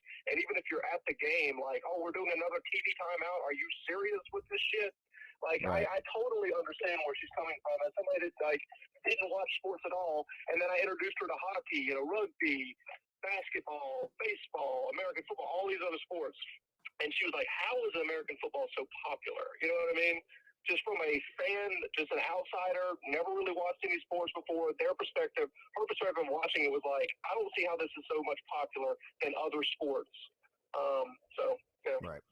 But anyway, I hate to be so negative. Hey, it's just your opinion. It's just your opinion. I don't think it's a negative opinion. It's just your opinion. I mean, to each their own. I say that. There's no vitriol here. There's no hatred needs to be directed towards Phil. It is what it is. Yeah. Go Cox. I'm excited. Let's go get that win, Jack. This weekend. Big win, hopefully. Let's see what happens with the ECU game. That's really where my attention is going to be. Obviously, we're going to run over this team. These poor souls that are coming into Willie B this weekend. But the real test is next week when we're on the road against those Pirates up there in Greenville. So, yeah, I'm excited, man. So you will be watching the game Saturday, correct? Yes, sir, I will. Now, will I watch the whole thing? That might be a different story. Will I flip in and out? Will I pay attention to other things during commercial break? That remains to be seen. But, I'll definitely watch the game for sure. Yeah, for sure. No, for sure. Yeah, like I said, I think it should be a very fun night for the boys in Garnet and Black. I don't know if like I said, I tweeted this as a joke Saturday, but I was like, are you watching East Illinois at 6 p.m. to get early film on the Panthers, or are you a normal human being? And I watched a solid 7.5 minutes of EIU Indiana State, and I said, I don't need to see another play. Nope, I don't need to see another play. Yeah, my buddy was like, hey, you watching this Nebraska game? I'm like, no, I'm not a Nebraska fan. I don't give a damn about Nebraska football. I don't care about other teams. I'm a Carolina fan. I'll be watching the Carolina game. But it's kind of interesting. I've heard, they've got a legendary quarterback that played for them, who was trying to turn the program around, who came from UCF? Yeah, Scott Frost. Scott Frost. Champions, right, as an undefeated season. And he goes home, and those people are spitting on him after, 4 years? Because they were living like it's 1990 in their minds there at Nebraska, and the program is just on a completely lower level than what their expectations are, and they're about to run their college football legend out of town. It's pretty wild to think about. Yeah, I mean, dude, Mizzou did the same thing with Barry Odom. That was my biggest thing with the previous coach, he who shall be named. Now, I mean, that was my biggest thing. I was like, dude, you have schools that are running off, guys that were alma maters. Like, we have no ties to this human being. Like, who cares? It isn't like we're running Connor Shaw out of town.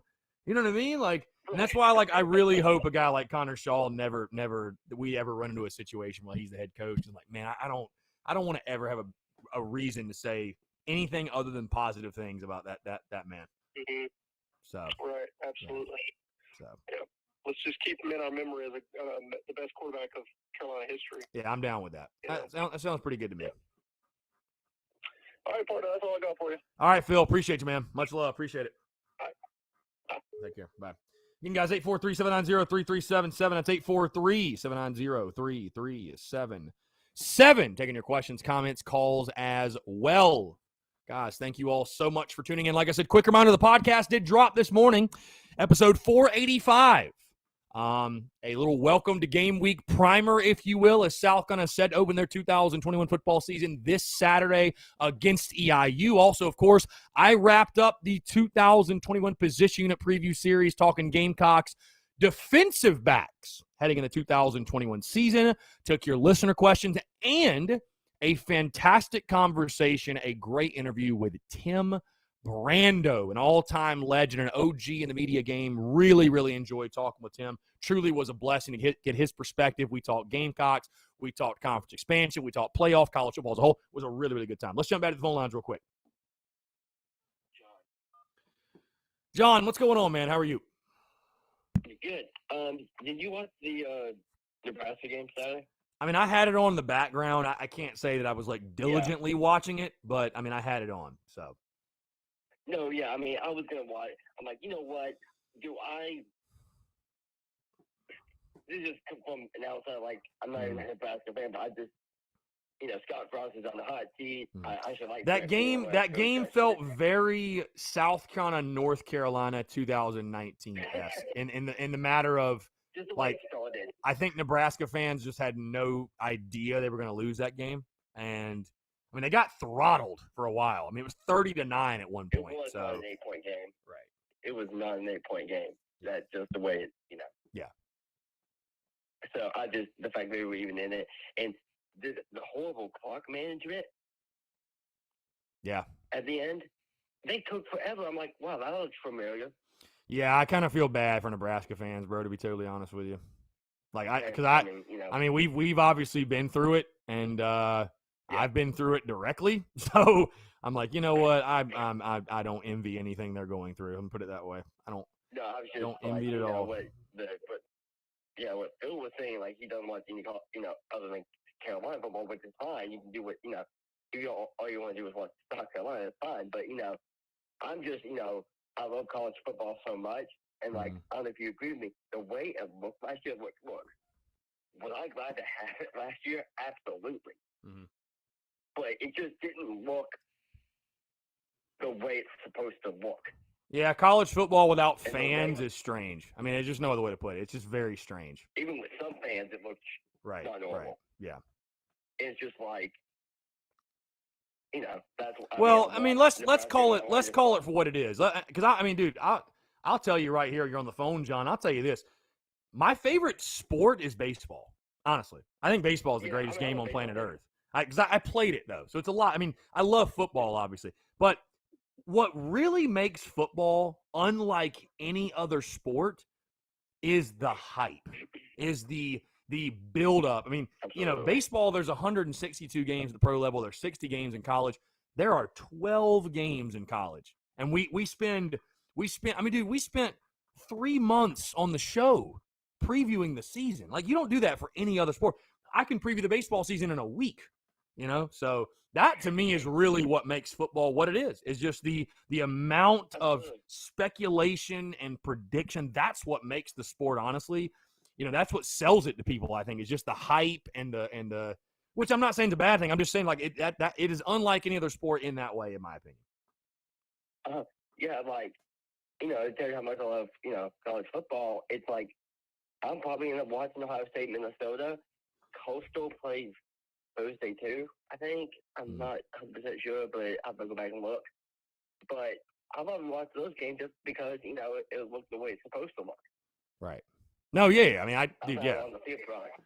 Well, yeah. I mean, I just have. I mean, dude. I mean, when you have perspective, and it's like, just thank God. I mean, dude. I mean, I'll never forget just sitting around from middle of March 2020 to June or July when there were absolutely no sports on. I mean, I'll watch anything at this point now, man. I mean, it's thank God. 8 weeks, 6 weeks.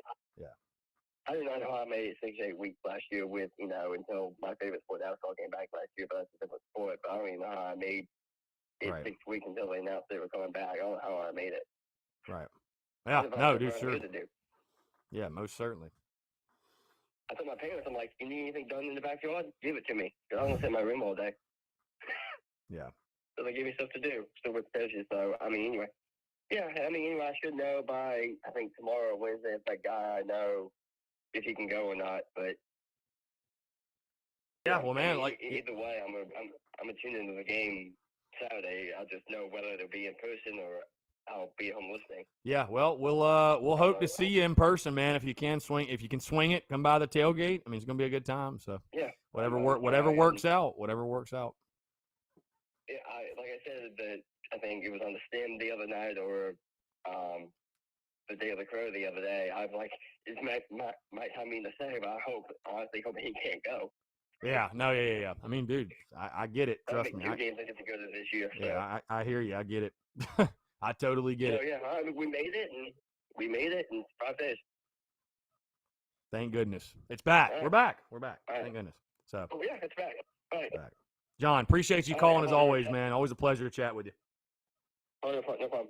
All right, great stuff. 843-790-3377, guys. That's 843-790-3377. Austin Greer says, again, any idea on how many people are going to be in Willie B? I have a feeling it's going to be stupid electric. If I had to guess, it's a great question. I think they'll probably be around 77, 78,000. Believe it or not, I'll ask you guys, do you think it's going to be a sellout on Saturday? Like, realistically, do you think it's going to be a sellout? Because nobody's selling out games. Like, there are no venues selling out. I don't want people to say, oh, God, Carolina fans, what's happening? Like, nobody's selling out. The best teams in the country are not selling out. It just, the cost to take a family of 4, we'll say, for example, to a game, it is, the travel, the tailgate, the parking, the tickets, the food and beverage, all of it's just gone up so much. You don't see people sell out really ever. So I think even with the Beamer mania, if you will, the Beamer excitement, I would be I don't think South Carolina is going to set the attendance record Saturday or anything. I think you're going to see 78,000, 77 to 78,000. Like, I think it's going to be a pretty packed house. But I think 82, 83,000, I don't think that's going to happen. I just, realistically, and I know there's a lot of people that, you also have it's EIU. Jonah Gauntz even says, realistically, no, there's enough of the COVID-19 scare to keep some people away. So you got that factoring in as well, so. But I do think it'll be packed. I do think it'll be packed, no doubt. Stephen Thayer says, I don't think it'll be a sellout. I do think it'll be electric. I mean, I think it'll be packed in everywhere except like the top corners, basically. Like I think it's going to be a packed house, dude. No question. Jason Taylor, Scott Frost's seat sadly went from lukewarm to inferno. Indeed, it did.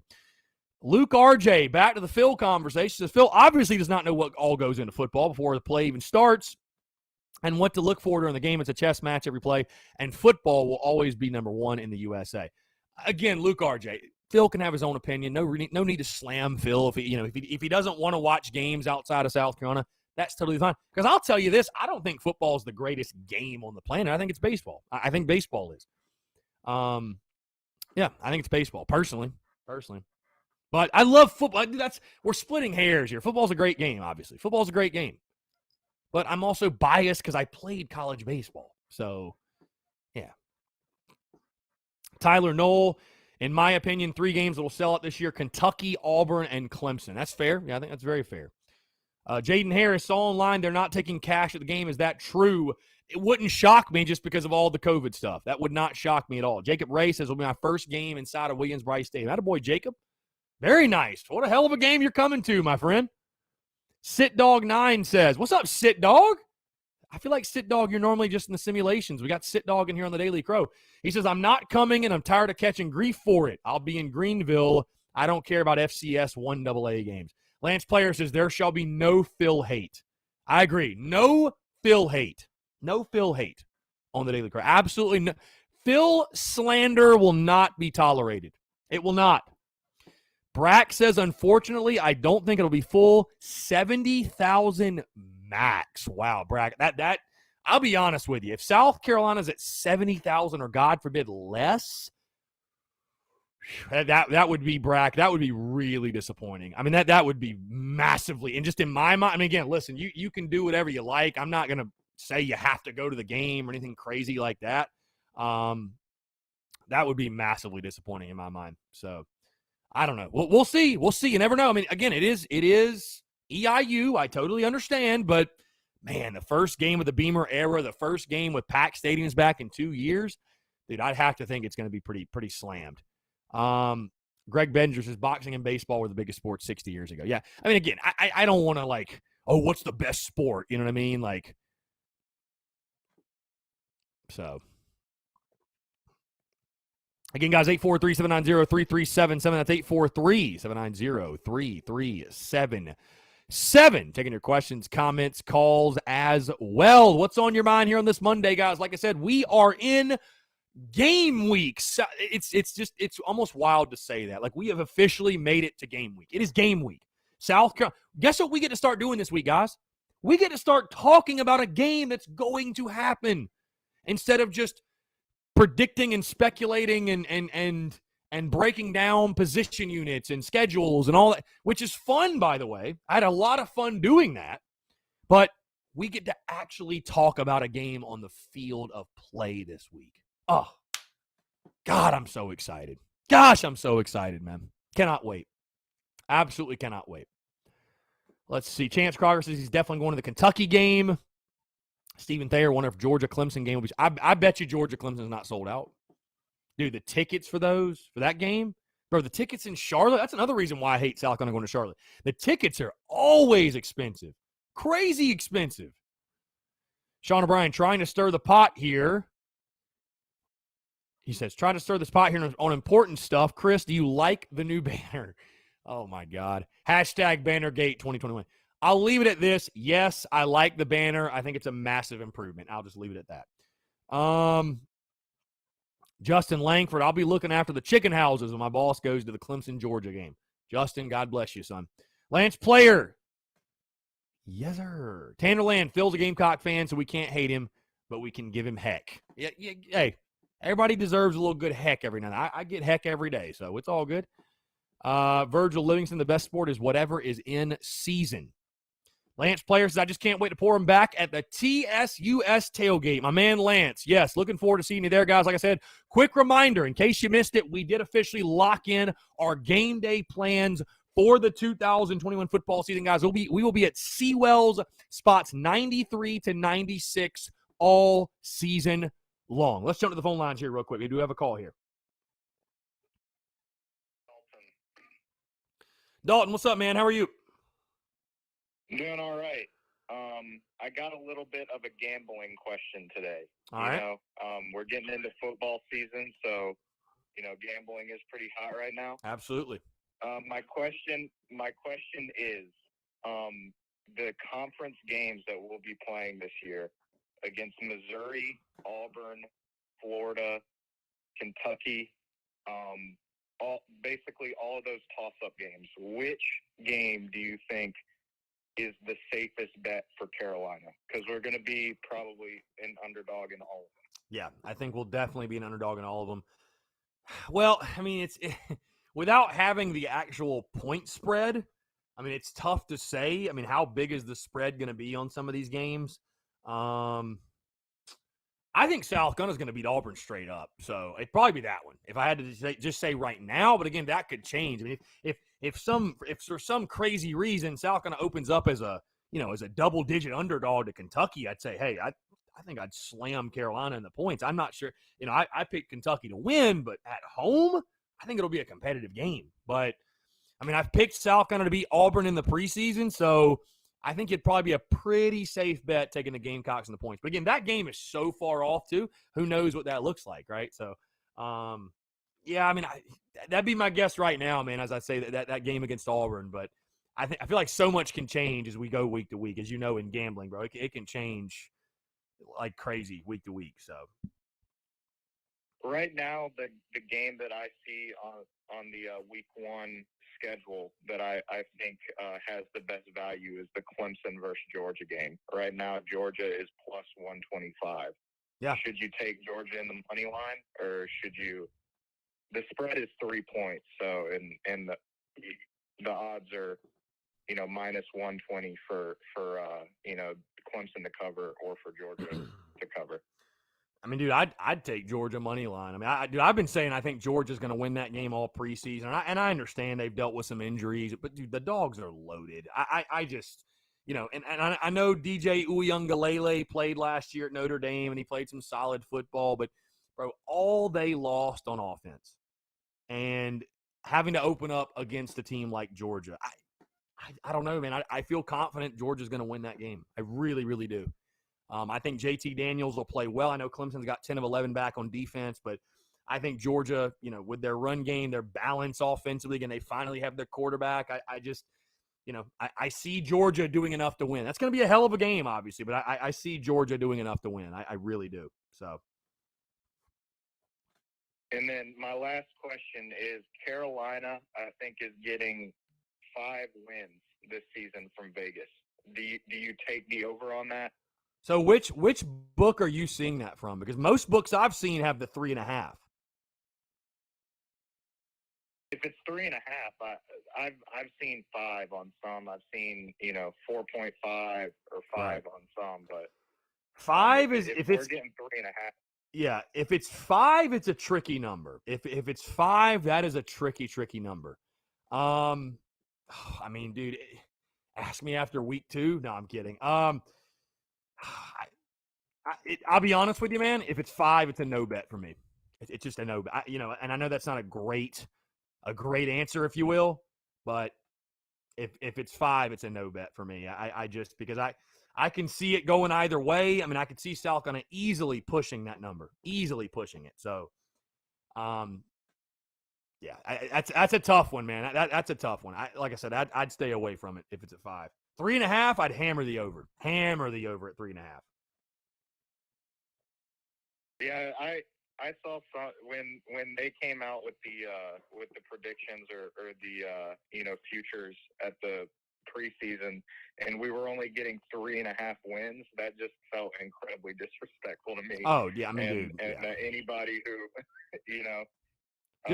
just a complete slap in the face. I mean, just a complete slap. I mean, I understand South Carolina's got a brand new head coach, and they lost guys from last year, and I mean they were not good last year or the year before that, but 3.5, man, that to me just that's absurd. That's what I'll tell you this: the only thing that worries me about that, and you sound like you're probably a guy that gambles a decent amount.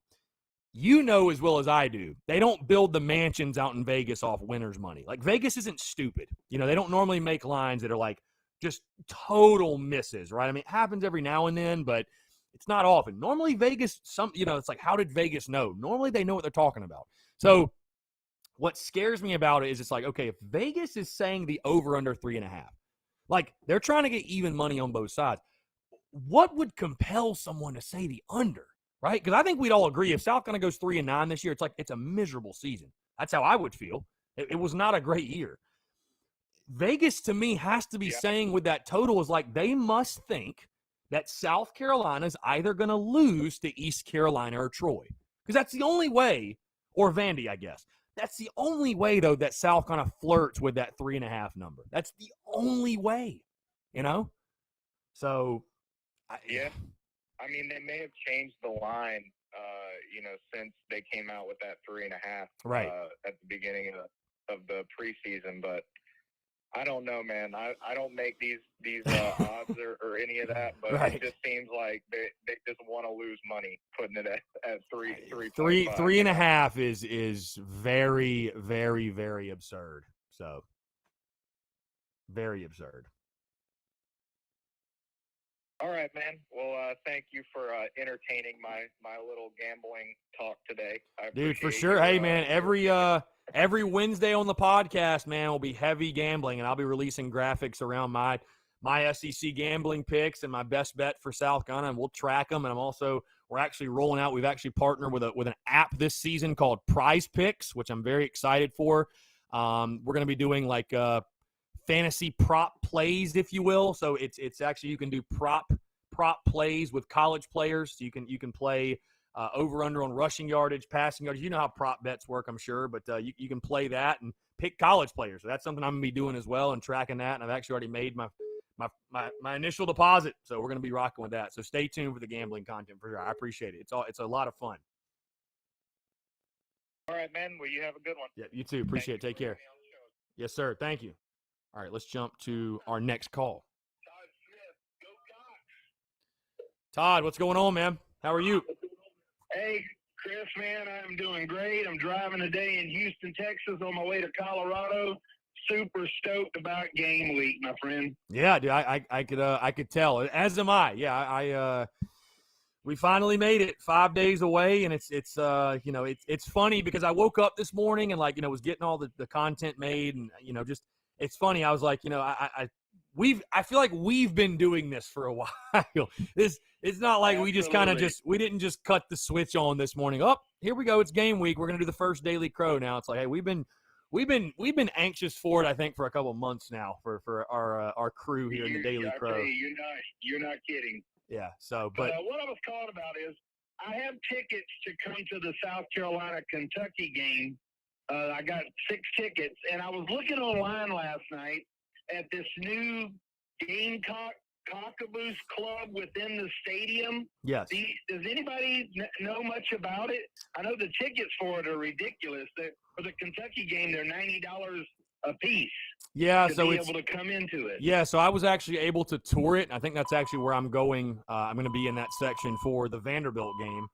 Yeah, I mean, it's a cool setup, man. It's an indoor enclosure, whatever club, if you will. It opens 3 hours before kickoff. They've got a full service bar, food in there. I mean, it's just a premium experience, and that's really all it is. I mean, if that doesn't really matter to you, because I'm the kind of guy. I just want to show up to the game and cheer on my team, and I don't need all the amenities, really, to be honest with you. So right. I mean, it is a cool thing, though. So if you watch the game from in there? Well, so you have actual seats in the stadium. Now, they have TVs in there if you wanted to, for whatever reason, be in there and watch the game. But, I mean, you're going to have, actual seats, I believe, in the end zone is where your seats would be, or, some end zone seat or something like that. Okay, so they are tickets to the game as yes, well. Yes. Okay. When you tickets to the game, we have. Yes. Okay, yeah, we have tickets in row 20 for the actual game. So there's no need for me to spend more money just to be able to go and right. Go inside when I'm gonna be pouring back Busch lattes with the Spurs Up team. So Busch lattes, yes. Mini Busch lattes. Yes, before the game. So. Yeah, but, I feel like it. Forward to seeing you guys. Yeah, no, I was just gonna say, I feel like at this point, we have to have Busch Light at the tailgate, because if we have anything else, it's just not gonna be quite the same. It has to be Busch lattes. I think at this point. And as a funny for you, I plan on bringing you some White Claw. There we go. Yeah, dude. Hey, people can say whatever they want, man. On a hot day in the summer, I have no issues with a seltzer. None at all. So. Absolutely. I've had a few myself, man. They're actually not that bad. They're not that bad. Sometimes you just don't want a beer. You're like, how can I switch it up? Go with a seltzer. Why not? There you go. Well, man, I look forward to seeing the setup for the game. Like I said, we're coming to the Kentucky-South Carolina game. Hopefully we're able to give them a good run for their money, and maybe we'll get lucky, and that'll be one of those toss-up games that we can walk away with a win. For sure, Todd. No, I'm looking forward to it, man. Definitely, and hopefully. Right, thank you so much, brother. Yeah, I was just gonna say, hopefully we're 3-0 by that point. That's all I'll say. God willing. That would be nice, yes, sir. Todd, I appreciate the call, man. All Thank right, you so much, and appreciate you tuning in each and every single day, man. Seriously, appreciate it. Absolutely, my friend. Take care. Go Cox. All right, bye-bye. Great stuff, guys. 843-790-3377. That's 843-790-3377. Taking your questions, comments, calls. Austin Greer just sent me the link. The entire Indiana State EIU game is on YouTube, guys. If you want to go back and watch that and see what EIU has to offer, you're more than welcome. You're more than welcome to do so. Again, guys, 843-790-3377. That is 843-790-3377. Let's see. Sit Dog 9 says, I've said this before, that if we don't beat ECU, you guys taking the over 3.5 wins should start sweating. That's the only way. That's the only way. Yeah, I mean, that's the only way that happens. Yeah. Justin Langford, how about Pharaoh Cooper catching Trevor Lawrence's first NFL touchdown pass and Israel Mukuamu's interception? It was a good day. Good day for NFL Gamecocks yesterday, wasn't it? Really good day for NFL Gamecocks, for sure. Tanner Land says, Corso has Georgia winning the SEC. I also have Georgia winning the SEC and winning the national championship. Fred Jenkins, are they naming a quarterback today or tomorrow? I'd imagine at Shane Beamer's presser tomorrow, we will know who the starting quarterback is. I would imagine that. Let's see. Justin Langford, I'm definitely going to be flipping back and forth with our game and the Clemson game. Let me just say this, by the way, guys. I've believe it or not, and listen, what you want to do is your business. I don't give a damn. What you want to do, it don't matter. Like, whatever you want to do is your business. I don't care. I'm not going to judge anybody, not going to slander anybody for it, whatever. So, but I've had people tell me, and Sean O'Brien says, how many viewers right now? It's bumping on YouTube. We've got 80 total viewers right now, Sean. We've hit 100 today, so it's game week, man. But I've had people tell me they're planning on going to the game Saturday and leaving at halftime to watch the Georgia-Clemson game. I mean, maybe it's different for me because, again, I'm a content creator around the team, and I have a business around the team. I just can't fathom that, though. I just can't. I mean, is it going to be a great football game, guys? Yeah. Yeah, certainly it is. But I don't know, man. That's just is anybody, I mean, listen, if you're planning on doing that, I'm not judging you at all. But I've literally had people tell me, like, dude, I don't give a rat's ass about that Georgia-Clemson game. At the end of the day, I will watch the replay on YouTube. I will, because that game will be up. I'll watch the highlights. But, I mean, the South Carolina game is the most important game. And, guys, again, there's not going to be another game this season where we go into the stadium and know without a shout of a doubt that we are going to win. Like, yes, I guess you could say Vandy and Troy, but, like, EIU is just a different level, right? And what a luxury that is. It's the Shane Beamer era, the debut of the Shane Beamer era. There will only be one. Again, you can do whatever you want, but I just, man, like, why would you not want to stay in the stadium and just savor that? I will be in the stadium until the clock hits 0. I don't give a damn if we're up by 70. I will kick my feet up and relax. You know what I mean? I will kick my feet up and relax and have a damn good time. Let's jump to the phone lines here real quick. Back on the phone. Phone lines are popping today, folks. It's game week. Here we go. David, what's going on, man? How are you? I'm doing fine. Congrats on making it to game week. Yeah, congrats to you as well. Chris. Just wanted to say two things. I'm glad that we've got a coach that is personally invested in our program, and I'm glad that we've got an internet host and podcast host who is passionate and has got a personal interest in the program. Now, anybody that wants to hear some of those monotone, robotic people that act like they're just reading off a prompter, more power to them.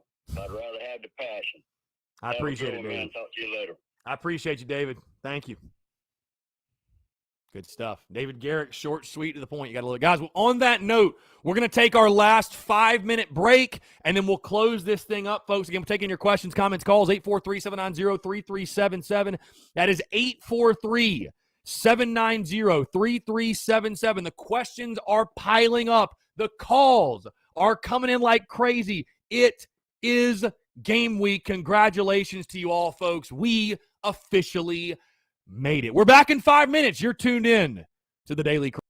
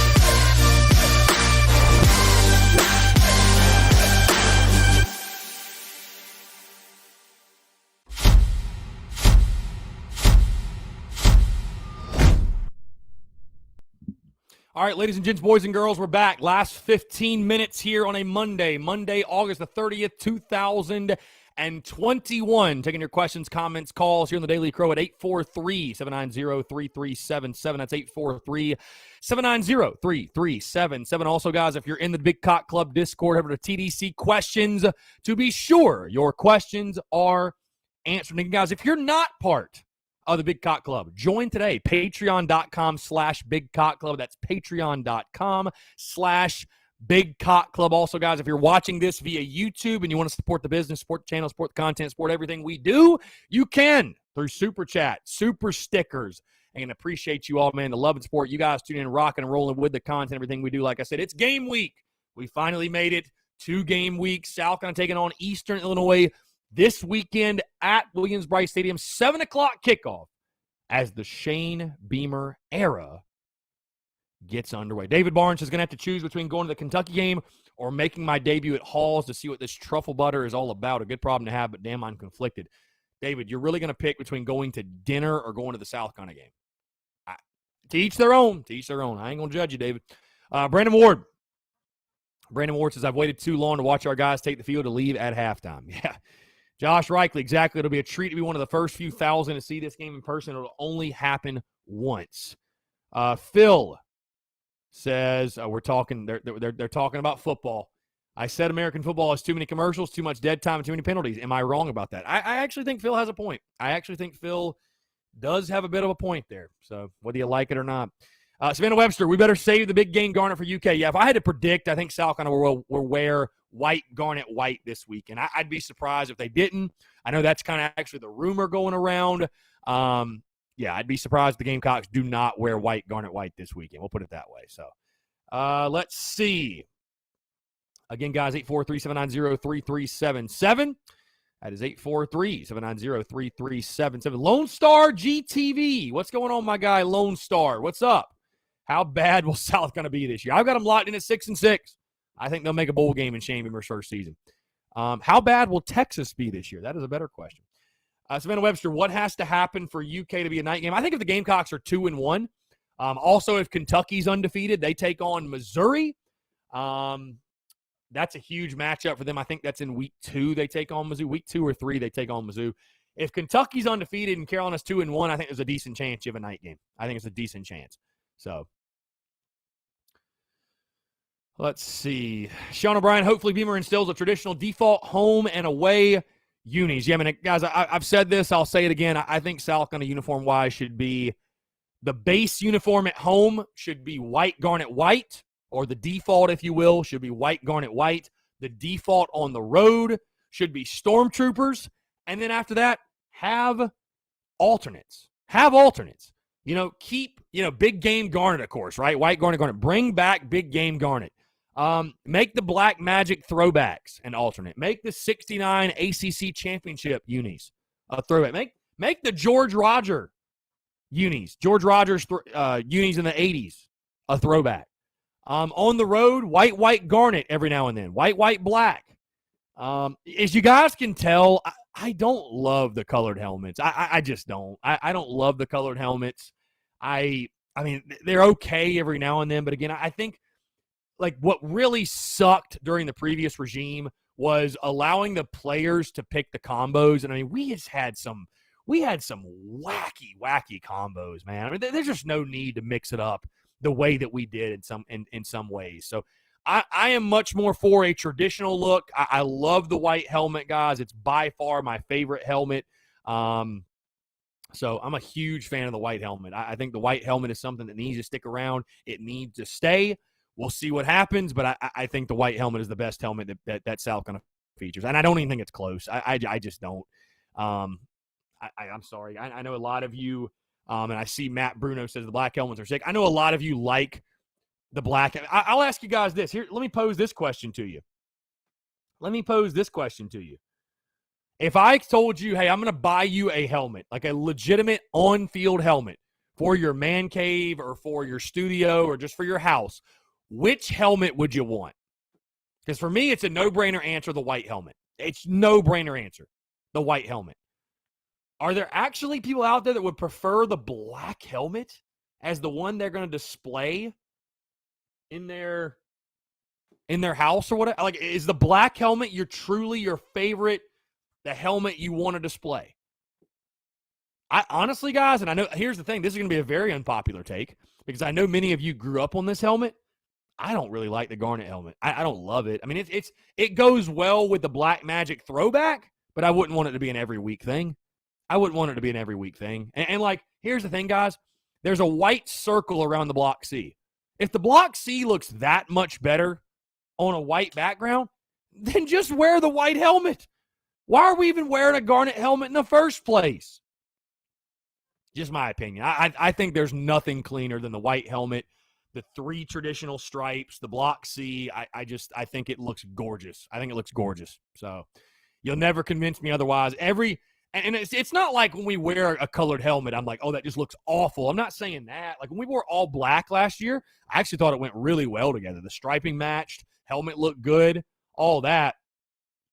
But every time we wear a colored helmet and then we go back to wearing a white helmet, I'm like, damn, that white helmet looks good. God, the white helmet looks so good. Sean O'Brien says garnet with the white circle looks clean too, in my opinion.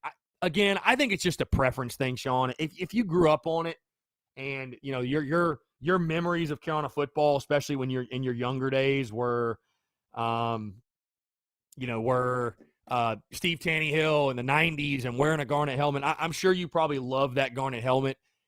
For me, man, I don't know. I see the white. I mean, hey, my first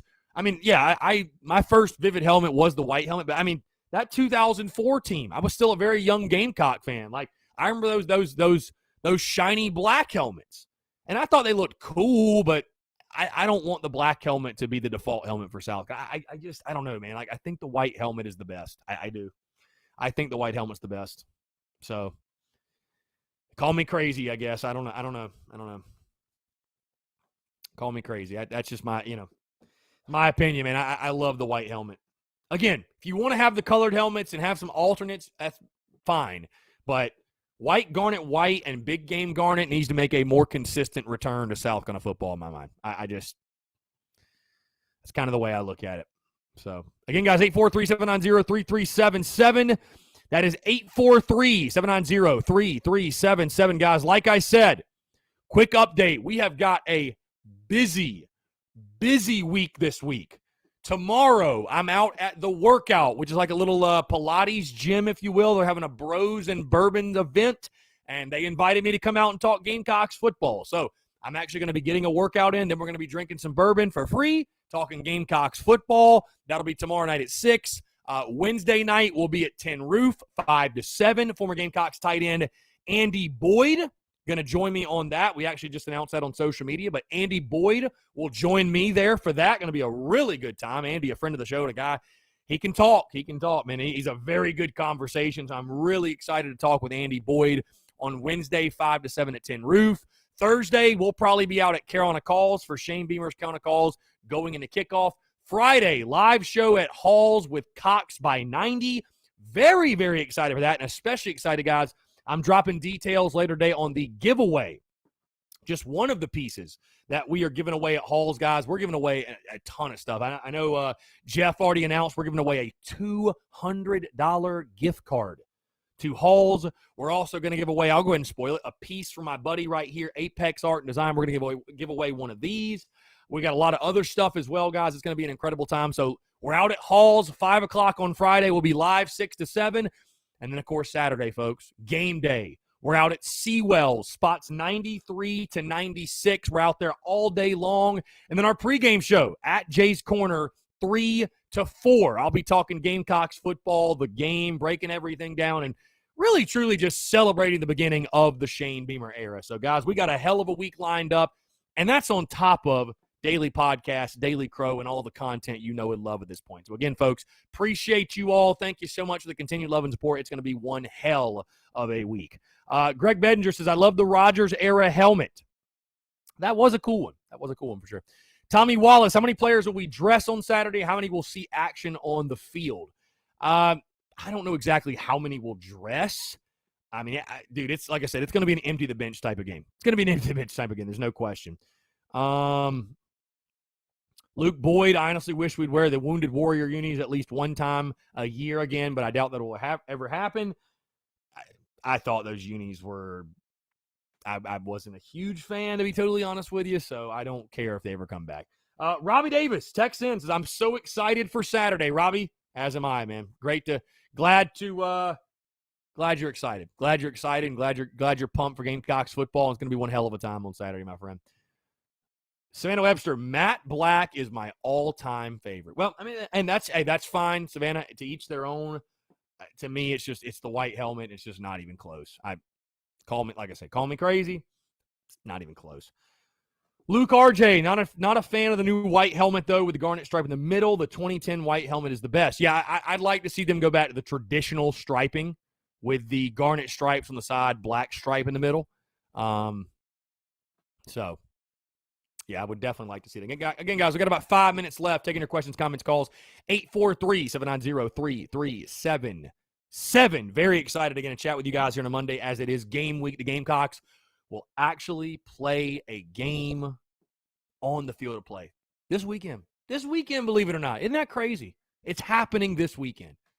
Unbelievable. Cannot wait for it. Going to be one hell of a time. Like I said, guys, everything we have lined up with content and live events and all, it's purely a blessing, man. It's purely a blessing. And I just appreciate you all. Like I said, man, I'll never stop being grateful for each and every single one of you that tune in.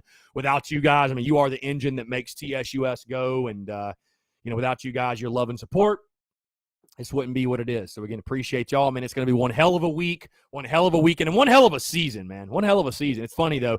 I woke up this morning, and like I said, I was kind of like, man, I feel like we've been doing this, man. Like, it's game week, but here's the thing. When you stay ready, you ain't got to get ready. Again, when you stay ready, you ain't got to get ready. And, I mean, we have stayed ready, folks. We have stayed ready throughout the preseason. I feel like we have been anxious on the edge of our seats for kickoff for months now.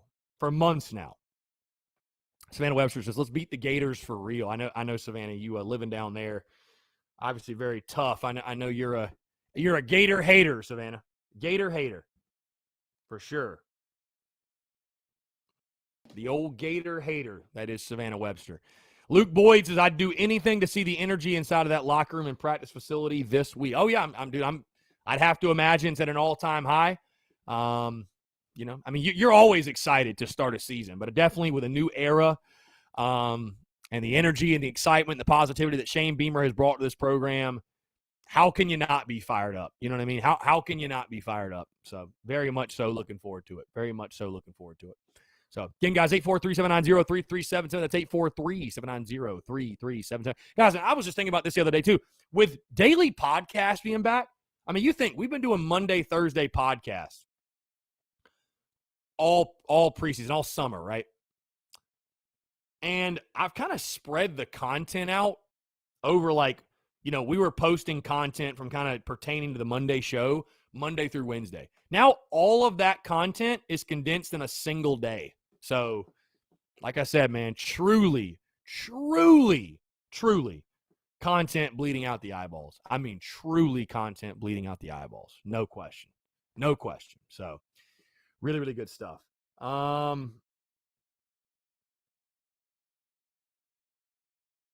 see.